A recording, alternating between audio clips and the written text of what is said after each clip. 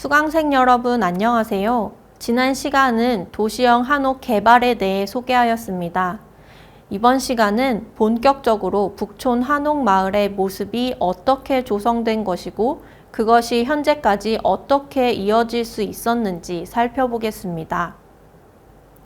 본래 조선시대부터 북촌은 최적의 주거지로 손꼽혔습니다. 위치상 경복궁과 창덕궁 사이에 있었기 때문에 두 왕궁과 동일한 입지적 특성을 지니고 있었습니다. 북촌은 북악산을 뒤로하여 차가운 바람을 맞고 남향으로 햇볕을 받을 수 있으며 북에서 남으로 하천이 흐르는 지형으로 홍수의 위험이 적었습니다. 이러한 최적의 입지 조건 덕분에 북촌은 개화기까지 왕실의 친척과 인척 그리고 다수의 관료들이 거주하는 지역이었습니다. 또한 궁궐에 인접해 있으므로 왕실과 관련한 궁과 별궁, 왕의 친인척과 관련되는 종친부, 감고당 등의 기관들, 궁궐 내에 각종 물품을 공급하는 기관 등이 포진해 있어 사간원이 있던 간동, 삼청전이 있던 삼청동 등 그러한 연관성이 행정동 명칭에 영향을 주기도 했습니다. 크게 세 개의 지맥이 응봉으로부터 이어져 내려와 고갯마을을 형성하고 있던 북촌은 자연 풍광도 좋아서 이곳에 거주하는 권력 집단들의 휴양 공간으로도 제격이었습니다. 1906년 작성된 호적에 의하면 북촌을 포함하는 북서지역에는 기득권을 가진 양반 관료층이 거주하고 있었습니다.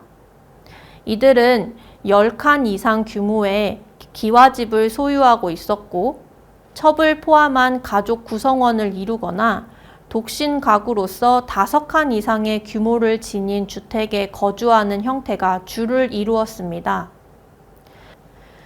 북촌은 1884년 발생한 갑신정변을 일으킨 주요 인물들의 터전이기도 했습니다.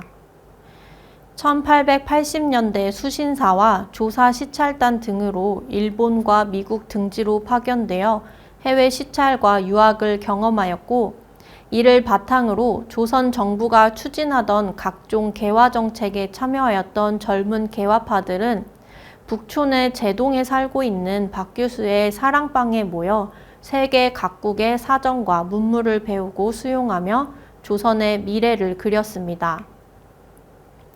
하지만 갑신정변은 3.1천하로 끝나 이들의 집안은 풍비박산했고 그들의 재산이 모두 몰수되면서 이들의 상당한 규모의 집터 또한 몰수되어 북촌에 학교들이 들어서는 계기가 되었습니다. 식민지기가 되면서 북촌은 상류층 인사들이 거주하는 공간으로 이어졌습니다. 북촌 남단은 일찍부터 주거지였던 곳이라 계속해서 왕실 관련 인물들의 거주지로 이용되었고 북단은 국유지로 있던 경사진 지대가 개발되면서 정부 대신에 관저로 사용되었습니다. 대한제국 황실의 종친이나 유력한 문벌 세력, 국권 피탈에 기여한 인물에게 주어지는 조선귀족 자기를 받은 인물들인 윤덕영, 이재환, 이재각, 송병준, 민영희 등 북촌에 거주하였고 이들 조선 귀족들 가운데 대다수는 동시에 경제계 인사들이기도 했습니다.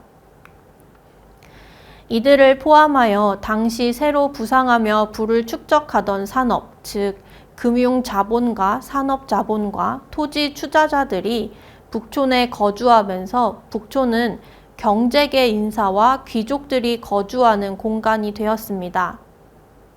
그러나 일제 초기 북촌에 거주하던 일부 조선 귀족들과 경제계 인물들이 몰락하면서 그들의 터전으로 새로운 사람들이 유입되었습니다. 한 예로 이재연은 고종의 사촌형으로 한말에 경남 관찰사를 역임하였고 학교에 매달 지원금을 보낼 정도로 교육에 열정을 쏟던 인물이었습니다. 그는 가옥을 사두었다가 되파는 방식으로 운용 자금을 빌려 부동산 투기를 하는 과정에서 1914년 세계대전을 계기로 부동산이 대폭락하여 그의 토지를 모두 대부업자들에게 넘겨주며 몰락하고 말았습니다. 이후 그의 토지는 일본인 또는 일본계 부동산 및 금융투자회사 소유로 넘어가 1920년대 들어 필지 분할되어 도시형 한옥들이 들어서게 되었습니다. 또 다른 한 예는 이기용입니다. 이기용은 사도세자의 서자, 즉 정조의 이복 동생인 은신군의 사손으로 개동궁에 거주하던 인물입니다. 개동궁은 1884년 갑신정변 당시 고종이 개화파인 김옥균과 박영효 등의 강요로 창덕궁에서 경우궁을 거쳐 이곳으로 거처를 옮겨 집이 궁으로 된 것으로 이기용은 개동궁 안에 돈명의숙이라는 학교를 설립해 직접 경영하였습니다. 그러던 그는 1922년에 이르러 방만한 지출로 인한 수십만 원의 고리대금을 쓰면서 상당한 부채를 떠안게 되었습니다. 이에 그가 거주하던 개동궁은 경성 건물 주식회사가 매입하여 이 필지를 쪼개 100여 채의 한옥을 신축하여 방매하였습니다. 이들의 사례는 모두 결과적으로 대형 필지가 소형 필지로 쪼개지면서 그 안에 다수의 도시형 한옥이 건설되는 결과를 낳았습니다. 이 과정에서 새로운 계층이 대거 유입되었습니다. 가회동 1번지와 11번지, 31번지, 33번지는 도시형 한옥이 개발된 대표적인 대형 필지입니다. 이 토지들은 본래 왕실과 관련된 인물이거나 조선 귀족이었던 인물의 소유지였다가 건축 청부업자들에 의해 필지를 쪼개 여러 채의 주택으로 개발되었습니다.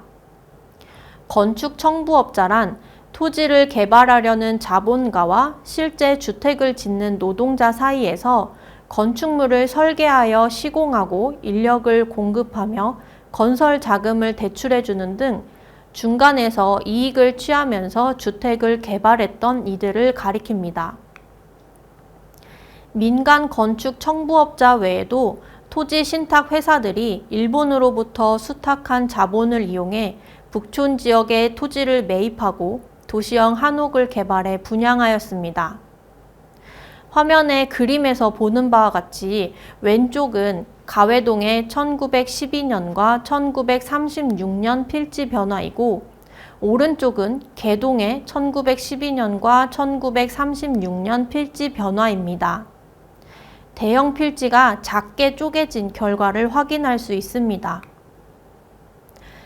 가회동 1번지의 경우 개간되지 않은 미간지였는데 필지를 쪼개며 도로를 낸 변화가 확연히 나타나고 있고 그 아래에 31번지와 33번지 또한 확연한 변화가 돋보입니다. 1920년대부터 도시형 한옥 개발이 시작되며 이것이 1930년대까지 계속해 이어졌고 이는 기존의 상류층과 경제계 인사 외에 일반적인 서민들이 북촌에 거주할 수 있는 계기가 되어 이 일대의 고등교육 시설과 밀접한 관계를 형성해 갔습니다. 북촌은 학교촌을 이루고 있었습니다. 관상감, 외화문, 안국동, 별궁 등 조선 왕실과 관련되었던 시설들이 사라지고 해당 부지에 학교가 들어섰고 갑신정변 세력들의 몰수된 집터에도 학교가 생겼습니다. 지방 출신의 대지주들이 상경해 만든 학교, 촌에 거주하는 왕족들에 의해 운영되던 학교 등 북촌에는 다른 지역보다 많은 수의 학교들이 자리하고 있었습니다. 이는 대형 필지에 가용할 부지가 많이 있었기 때문에 가능했습니다. 더욱이 이들 학교는 운영 과정에서 어려움이 있더라도 지역 유지들과 유력자들이 동참하여 지원함으로써 북촌의 지역적 성격과 민중적인 성격을 지닌 학교촌을 이루며 유지될 수 있었습니다. 여러 계층이 거주하며 학교촌까지 이루었던 북촌은 진단학회, 조선민속학회, 시서화 모임 등 서로 간의 인적 네트워크를 구성하며 이어져 왔습니다. 해방 후 북촌은 특히 한국 현대 정치의 중심지로 꼽혔습니다. 해방 후 좌우 간의 대립과 타협이 오고 가는 과정 속에서 큰 역할을 했던 송진우, 여운형, 김규식, 김성수 등 정치인들은 북촌에 거주하며 조국 광복 후 국가 수립에 열을 올렸습니다. 1960년대에도 정치인들의 북촌 거주가 이어졌습니다. 현재 청와대인 당시 경무대 주변으로 국회에 의원 아파트가 있었고, 자유당과 민주당 당사가 안국동 로터리와 인사동 길 좌우에 퍼져 있어 국회의원 사무실 또한 그 주변 안국동과 광운동 일대에 분포해 있었습니다.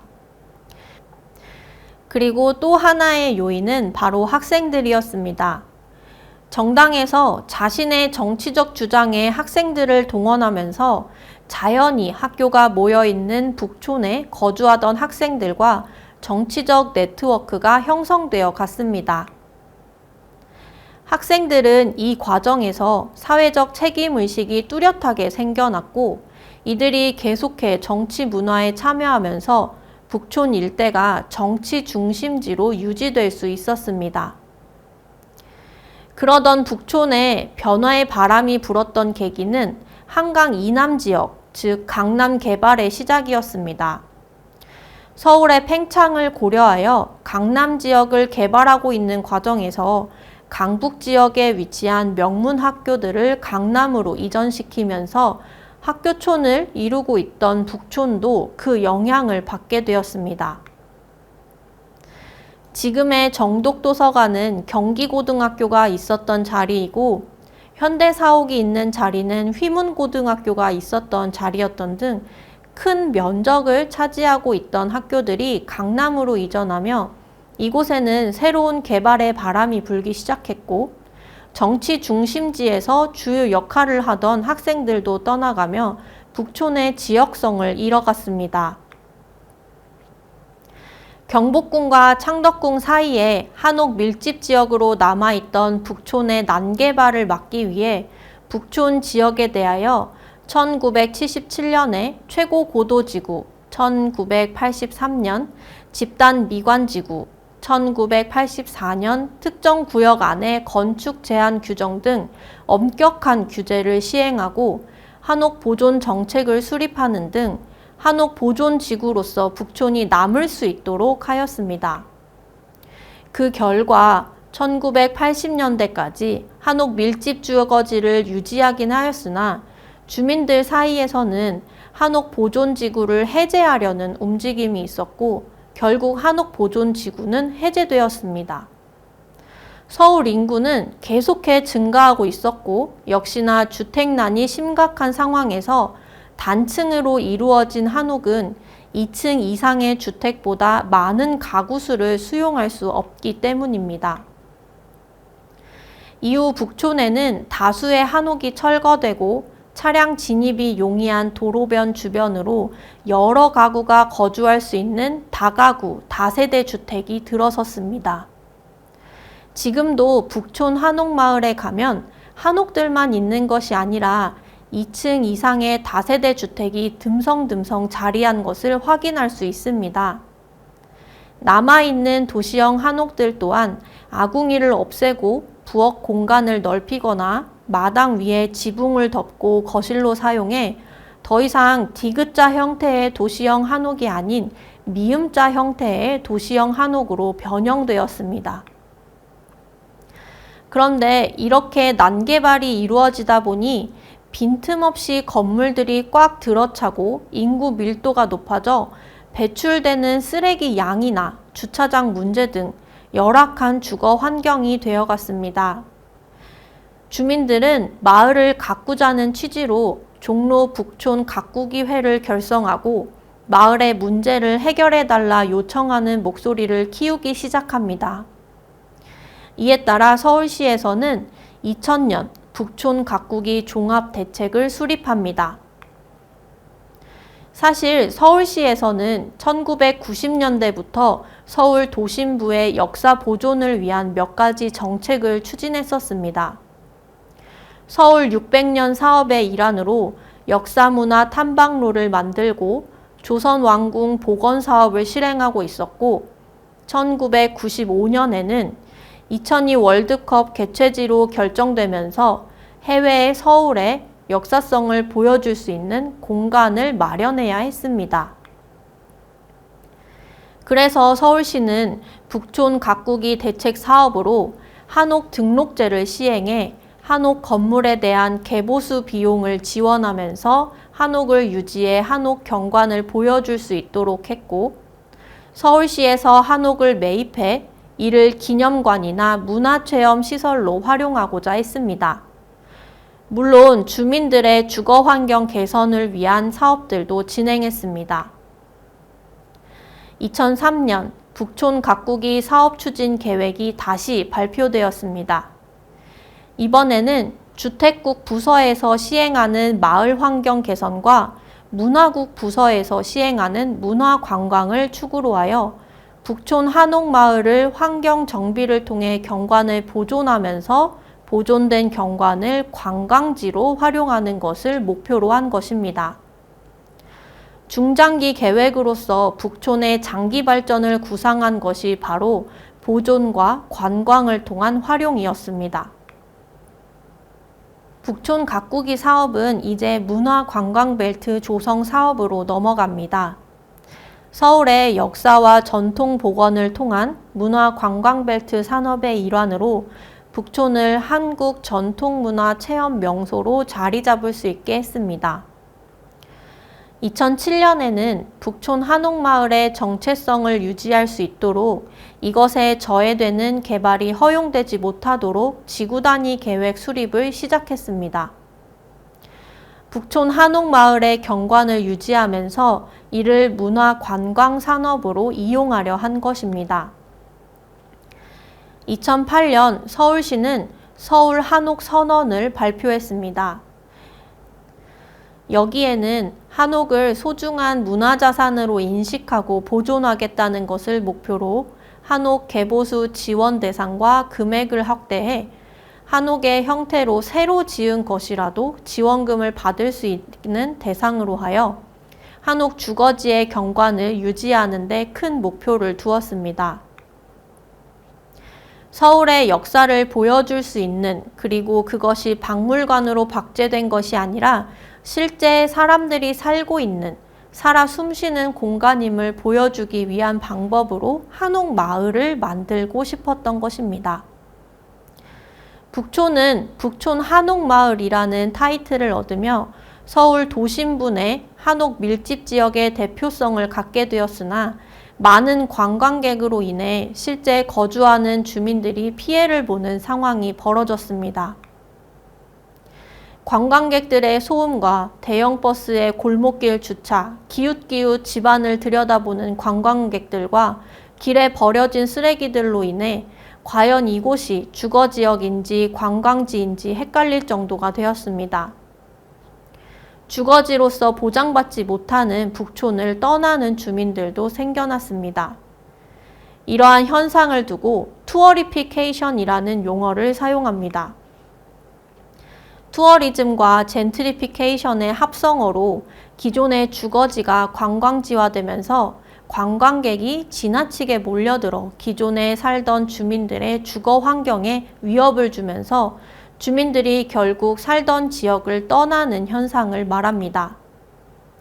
한 예로 2010년 KBS ETV에서 방영한 예능 프로그램에서 출연자가 이화동 벽화마을에 그려진 천사 날개 앞에서 사진을 찍은 것이 방송된 이후 수많은 관광객이 이곳을 찾아오자 마을 주민들이 더 이상 이곳에 관광객이 오지 않길 바라며 천사 날개 벽화를 지우는 일이 있었습니다. 북촌 한옥마을에서의 일은 아니지만 관광객들로 인한 주민들의 피해를 짐작할 수 있는 사건이었습니다. 북촌 한옥마을에서도 이 같은 주민들의 피해를 예방하기 위해 몇 가지 관광 수칙을 정했습니다. 전화기는 진동으로 소곤소곤 대화하기, 함부로 문을 열거나 집 안에 들어가지 않기, 최근에는 관광을 할 수 있는 요일과 시간대를 지정하기까지 하는 등 대안을 마련하고자 했지만 실효성은 크게 떨어지는 듯 합니다. 이번 강의에서는 북촌 한옥마을이라는 주제로 어떠한 배경으로 한옥이 형성되었는지, 북촌 한옥마을에 있는 한옥의 특징은 무엇인지, 어떻게 지금까지 그 경관을 지속할 수 있었는지 살펴보았습니다. 다음 5번째 강의에서는 신촌과 홍대라는 주제로 이 지역을 둘러싼 역사적 이야기를 살펴보도록 하겠습니다. 감사합니다.